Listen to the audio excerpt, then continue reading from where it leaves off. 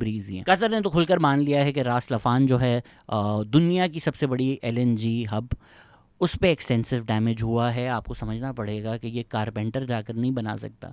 ये जो मशीन्स बनाई जाती हैं रिफाइनरी के लिए या गैस को रिफाइन प्रोड्यूस करने के लिए, फिर उसके बाद ट्रांसपोर्ट रेडी करने के लिए, ये मशीन स्पेशली बनाई जाती हैं for this purpose, for a facility, for a terminal. ये सालों में बनती हैं, कुछ ही लोग हैं जो इसको बना सकते हैं।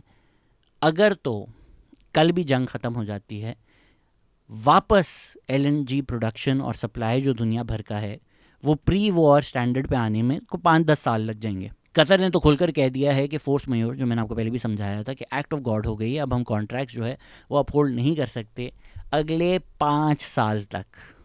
दे हैव सेड कि भाई कॉन्ट्रैक्ट्स हम नहीं फुलफ़िल कर सकेंगे अगले 5 साल तक।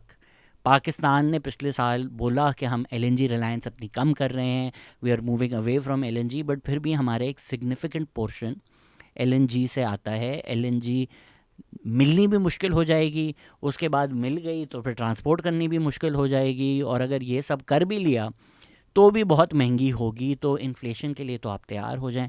गैस प्राइसेस ऑलरेडी हम देख रहे हैं कि यूरोप और UK में 20 से 30% ओवरनाइट ऊपर चली गई हैं। तो एक LNG का तो क्राइसिस आ चुका है, ये आने नहीं वाला। ऑयल प्राइसेस भी मैंने आप लोगों के साथ डिस्कस की हैं कि ऊपर ही ऊपर जा रही हैं। आप डेस्परेशन की हदें देखें। एक तरफ ट्रंप कह रहा है कि डेथ और डिस्ट्रक्शन होगी, ईरान तबाह हो गया और बर्बाद हो गया, और लेटेस्ट ट्रंप ने क्या बयान दिया है कि हम कंसिडर कर रहे हैं ईरानियन ऑयल को अनसैंक्शन करना।